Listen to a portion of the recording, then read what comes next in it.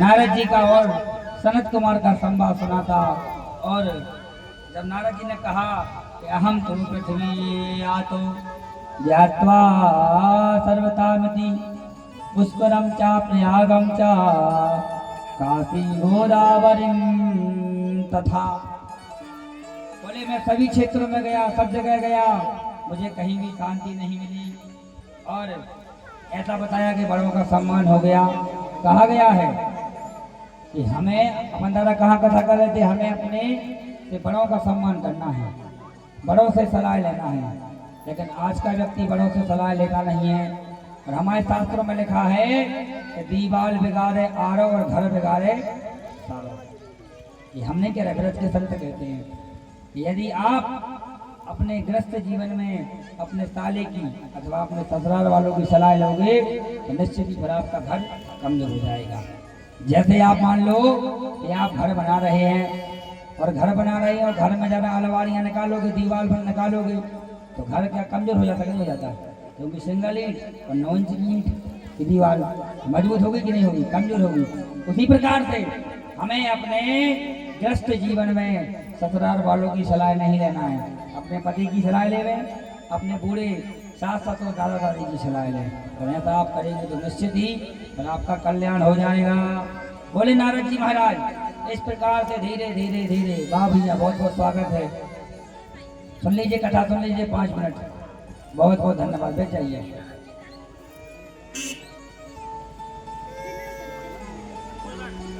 बोले नारद जी महाराज, जैसे ही मैंने देखा तो मैं देखकर परेशान हो गया। तो बोले कि फिर मैं, आइए ठाकुर साहब बैठ के विराजमान हुए।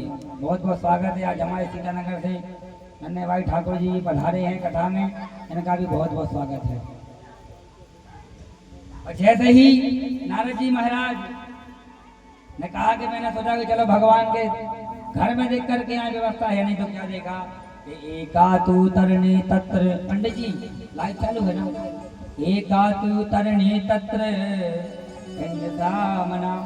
बोले जैसे ही मैं वृंदावन गया और वृंदावन जाके ही मैंने क्या देखा कि एक स्त्री बेचारी लेटी हुई है, बैठी हुई है, और उस स्त्री के आसपास में 2 वृद्ध पुरुष पड़े हैं। और जैसे ही मैंने देखा, गुजरो भैया, जैसे ही मैंने देखा कि वहाँ तो बहुत सारी स्त्री हैं और स्त्रियों के बीच में हमारे लिए नहीं जाना है, क्योंकि स्त्रियों में पुरुषों का कब्जा।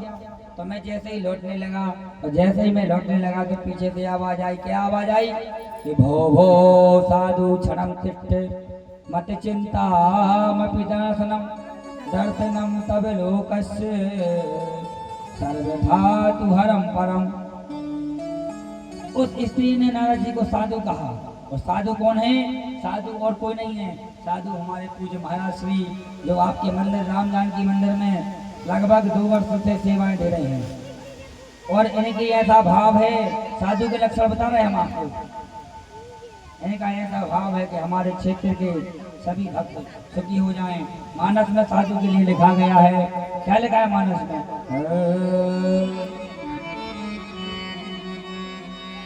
कि पारे बेकार वचन मन काया संत सहज सुराउ घबराया।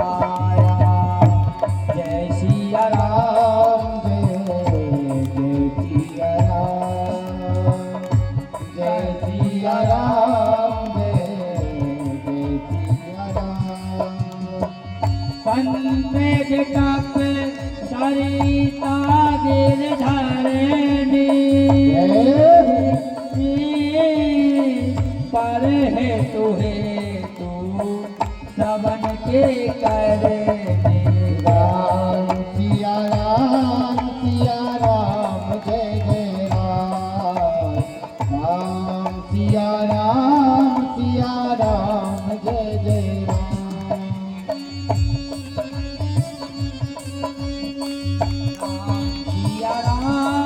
सिया राम जय जय राम। राम सिया राम, सिया राम, जय जय राम। राम सिया राम, सिया राम, राम जय जय राम। सुना कि मुझे कोई पुकार रहा है। तब नारद जी गए और पूछा, कहा सत्यम देवी आपका परिचय क्या है, कौन है आप, कैसे हमारे बारे में जानती हैं, आप अपना परिचय भी देवे। तब वो कहती हैं कि हम भक्ति रीति ख्याता इमऊ में तनयऊ मतऊ ज्ञान वैराग्य नामाने काले योगे नजर जरऊ। बोले महाराज मेरा नाम भक्ति है और मेरे बगल में ये दोनों जो वृद्ध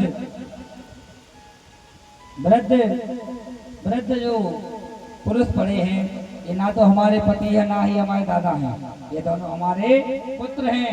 और नारद जी महाराज आप तो जानते हैं कि हर माँ के जीवन में एक ही लक्ष्य रहता है, माँ का क्या रहता है, हे प्रभु हम भली दुखी रहें पर हमारी संतान हमारे बालक स्वस्थ रहें। नारद जी महाराज वृंदावन में आते ही मेरे पुत्रों को इस कलयुग ने जकड़ लिया है, मेरे दोनों पुत्र वृद्ध हो गए, मैं जवान हो गई।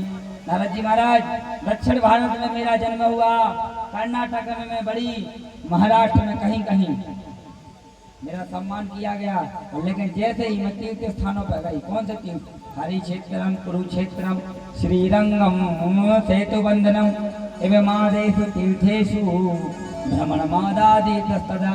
अब कौन, हरिक्षेत्र यानी हरिद्वार, कुरुक्षेत्र कुरुक्षेत्र भी तीर्थ ही है, प्रयागराज, बनारस, जहाँ जहाँ गंगा जी निकली, वृंदावन आपने देखा होगा, सब लोग वृंदावन गए हैं। हमें गंगा जी में दर्शन करने के भी पैसे लगते हैं, लगते नहीं लगते? बोले बीच संगम में चलना है तो आपको वहाँ के 1000 रुपये लगेंगे, लगते नहीं लगते? बोले तो आजकल पाखंडियों के खंडित होकर के मेरा बहुत ही अपमान किया जा रहा है। कौन कह रहे हैं? गंगा मैया बता रही है, भक्ति मैया बता रही है। तो भक्ति के नाम पर लोगों को लूट रहे हैं। नारद जी महाराज जब से मैं यहाँ पर आई, मैं तो जवान हो गई, पर मेरे दोनों पुत्रों को कलयुग ने ग्रस लिया है। कलयुग इतना बुरा था, कलयुग इतना बुरा था, तब राजा परीक्षित ने क्यों छोड़ा? तब जाकर के नारद जी ने बताया कि हे भक्ति मैया, ये बात सही है कि कलयुग लाख बुरा है, पर कलयुग में बुरा नहीं है। बोले अन्य युगों में, भैया अन्य युगों में क्या है कि यज्ञ की महिमा थी, कथा की महिमा थी, लेकिन कलयुग में एक ही महिमा, क्या महिमा है? भगवान के नाम की। कलयुग में जो व्यक्ति भगवान का नाम ले लेता है उसका कल्याण हो जाता है। और हम अपने मन से नहीं कह रहे, लिखा है मानस में, क्या लिखा है? कि कलयुग केवल नाम आधारा, सुमेरे सुमेरे नाम ओ तेरा ही पारा। कलयुग केवल नाम आधारा, सुमेरे सुमेरे नाम ओ तेरा ही पारा। जय सिया राम, जय सिया राम, जय सिया राम, जय सिया राम, जय सिया राम, जय सिया राम, जय सिया राम, जय सिया राम।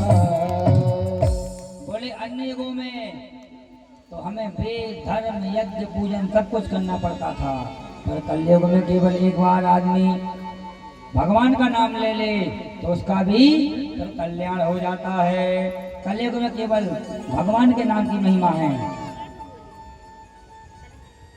ना ज्ञान की महिमा है और ना ही कर्म की महिमा है, तो केवल भगवान के नाम की महिमा है।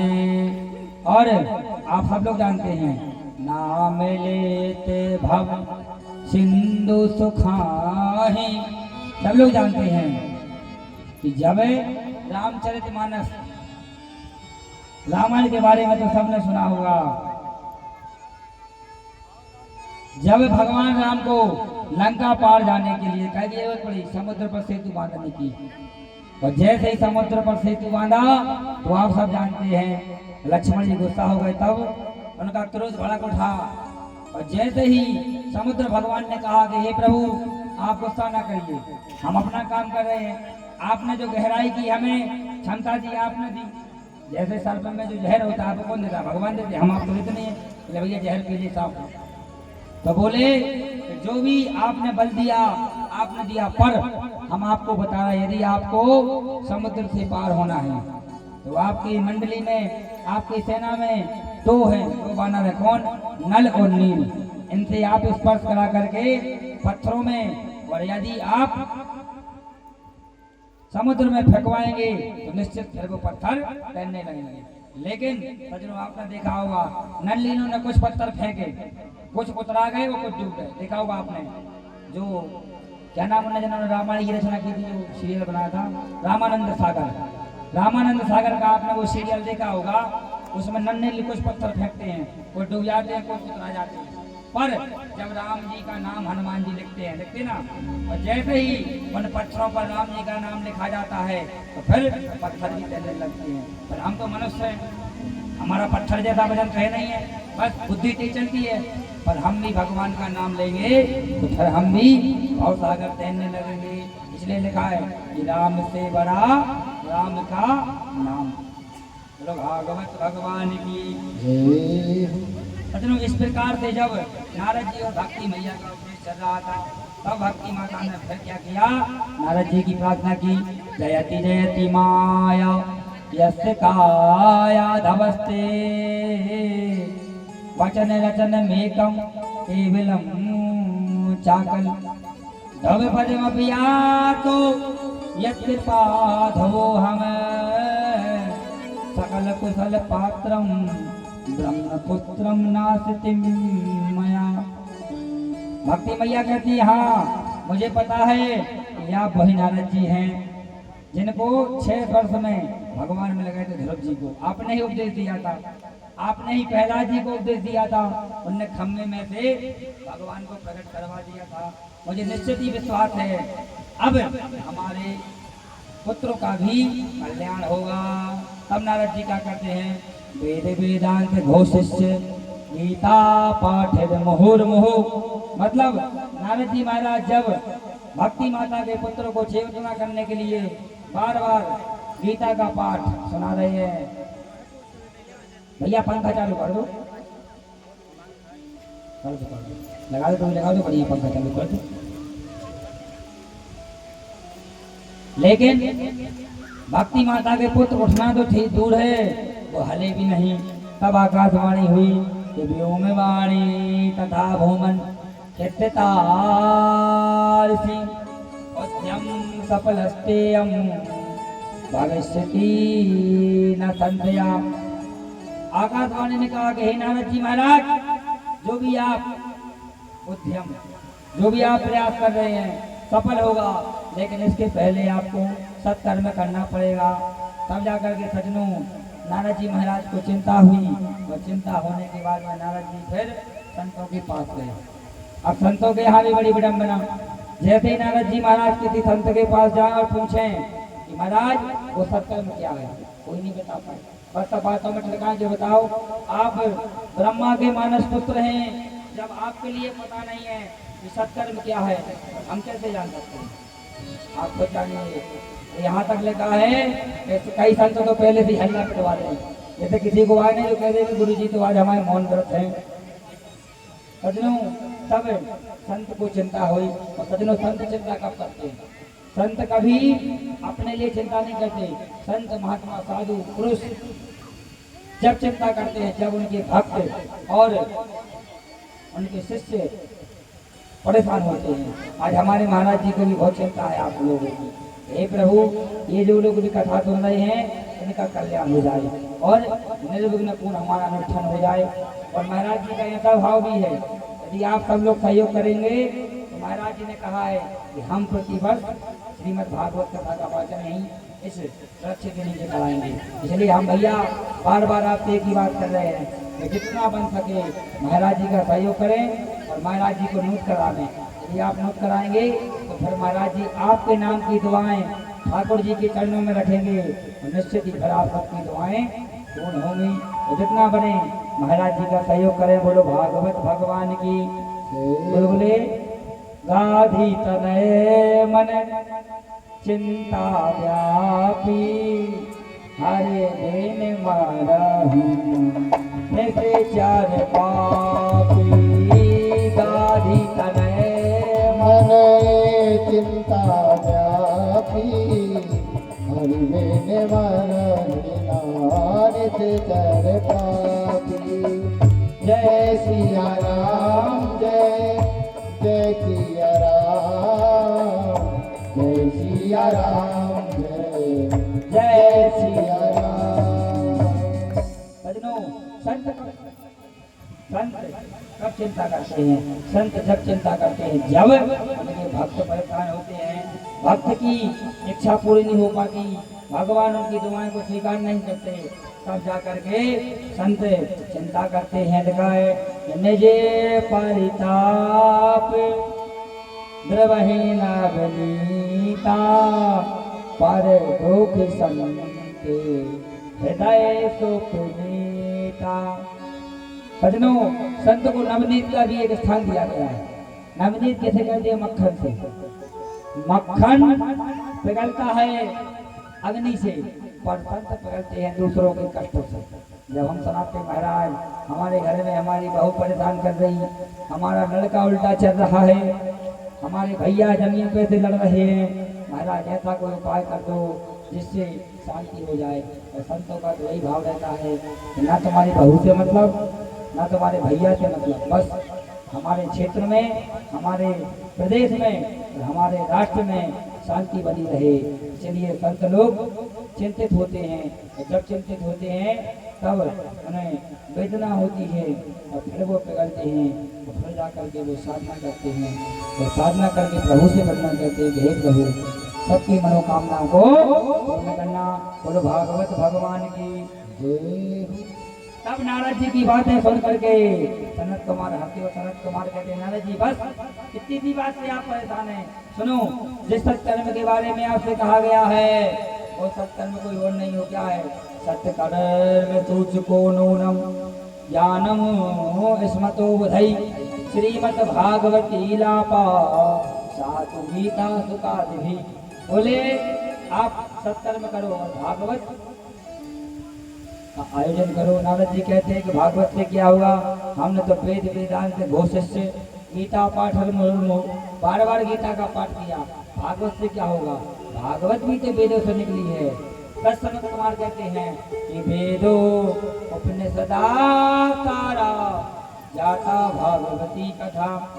बोले नारद जी महाराज ये बात सही है कि भागवत जी वेद से निकली है, पर वेद की अलग महिमा होती है, भागवत जी की अलग महिमा है, गीता जी की अलग महिमा है और रामायण की अलग महिमा है।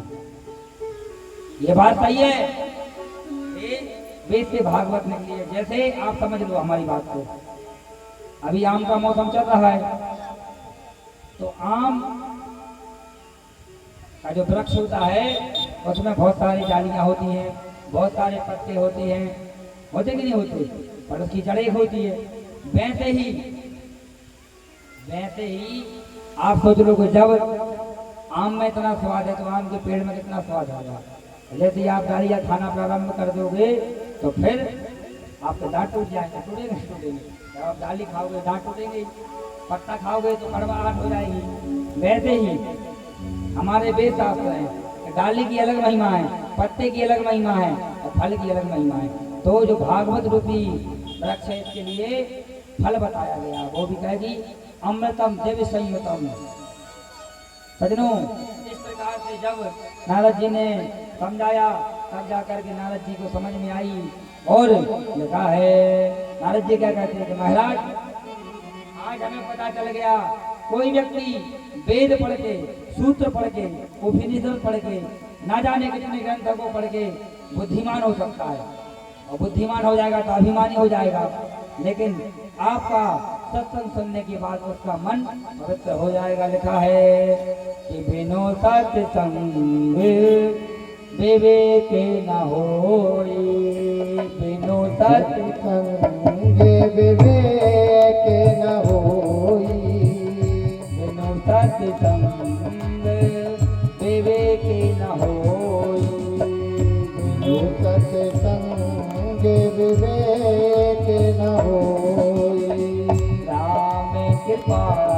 बिनु सोला भी न सोई। राम कृपा बिन सुलभे न सोई। जय सिया राम जय जय सिया राम। जय सिया राम जय जय सिया राम। नारद जी ने कहा कि निश्चित ही सत्संग सुनने से आदमी का हृदय पवित्र हो जाता है। महाराज आपने कहा भागवत, तो हम तो चाहते हैं कि आप ही भागवत करें, और ये भागवत कहाँ की जाए, कहाँ व्यवस्था होगी। तब सनत कुमार कहते हैं कि गंगा द्वार समीपे तू कटमानंद नामकम। बोले गंगा जी का किनारा क्या है? क्या है गंगा जी का किनारा? हरिद्वार। हरिद्वार में हरि के दर्शन होते हैं। और तटमानकम, हरिद्वार में गंगा किनारे आनंद नाम का एक तट है, वहाँ पर बहुत सुंदर वृक्ष लगा है। उस वृक्ष की छाया, जैसे आज हमारे यहाँ पर साक्षात परमदेव छाया दे रहे हैं। हमें यहाँ पर ज़्यादा पंखे की आवश्यकता भी नहीं है, ना कूलर की है, बस टेंट की आवश्यकता, क्योंकि समय ज़्यादा है। तो गंगा द्वार समय बेटू तटमाकम नामकम, मतलब जो गंगा जी का द्वार था वहाँ पर एक बहुत बड़ा ही वट का वृक्ष लगा था। चबूतरे पर व्यास मंच बनाया गया, नीचे रेत यानी बालू थी, तो ठंडक भी थी। तो सबने फिर कथा सुनी। सजनों, जैसे ही लिखा गया है कि राम भगती जहाँ सुर सारी धारा, सारे सारी ब्रह्म विचार प्रकारा।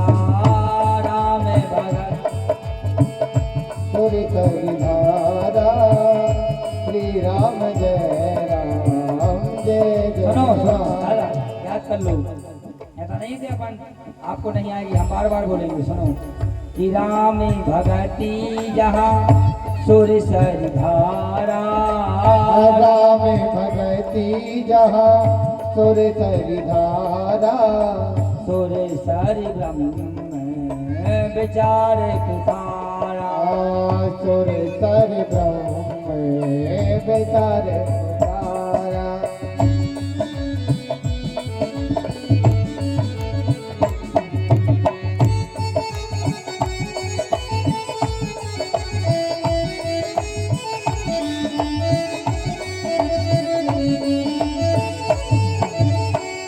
जय सिया राम जय जय सिया राम, जय सिया राम जय जय सिया राम।